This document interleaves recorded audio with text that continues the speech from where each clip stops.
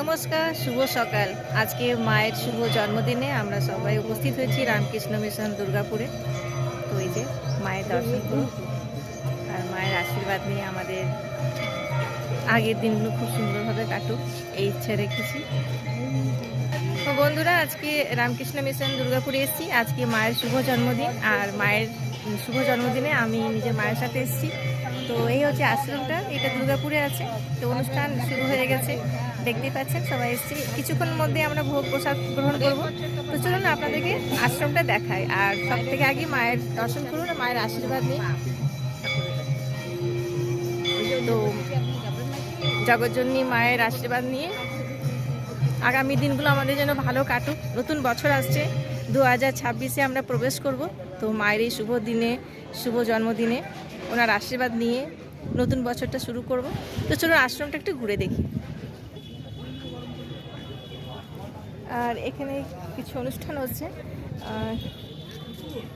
এই দেখছেন যে কিছু কম্বল বিতরণ করা হচ্ছে, আর প্রার্থনা সভা একটু আগে হয়েছে, আরও কিছু প্রোগ্রাম চলছে। এখন সারাদিনই কিছু না কিছু হবে, আর যতক্ষণ আমি থাকবো কিছু মুহূর্তগুলো আমি ক্যামেরায় ক্যাপচার করে আপনাদের জন্য একটা ছোট্ট করে ব্লগ বানাচ্ছি।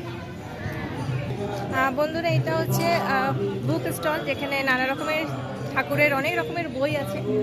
আর স্বামীজি অনেক কিছু ভালো বই আমাদের উপহারে দিয়ে গেছে। তো ওনার লেখা অনেক বই এখানে পাবেন। তো এই হচ্ছে বুক স্টল, আর অনেক কিছু ঠাকুরের এখানে বইয়ের ছাড়া অনেক কিছু পাওয়া যায়, যেমনি ঘি পাওয়া যায়, ধূপকাঠি।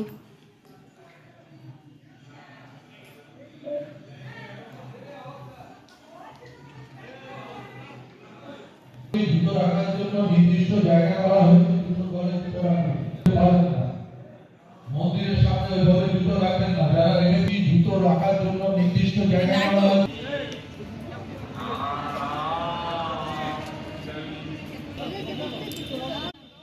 আশ্রমের চারিপাশটা ঘুরে দেখাচ্ছি, খুব ভালো লাগছে।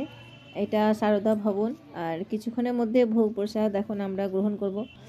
আর এটা হচ্ছে শ্রী রামকৃষ্ণ বিবেকানন্দ সেবা আশ্রম, যেটা হচ্ছে রামমোহন এভিনিউ, দুর্গাপুর। তো প্রথমবার বন্ধুরা আমি এসেছি মাকে নিয়ে, খুব ভালো লাগছে। এখানে প্রার্থনা সভা হচ্ছে, সবাই অঞ্জলি দিচ্ছে। তো চলুন আপনাদেরকে চারিপাশটা দেখাই। আর আজকে তো বিশেষ একটা দিন, মায়ের শুভ জন্মদিন। আর তাই জন্যে অনেক দূর দূর থেকে অনেক সবাইরা এসছে। আমরা আজকে খুব আনন্দ পেলাম। আপনাদের কেমন লাগলো অবশ্যই কমেন্টে জানান।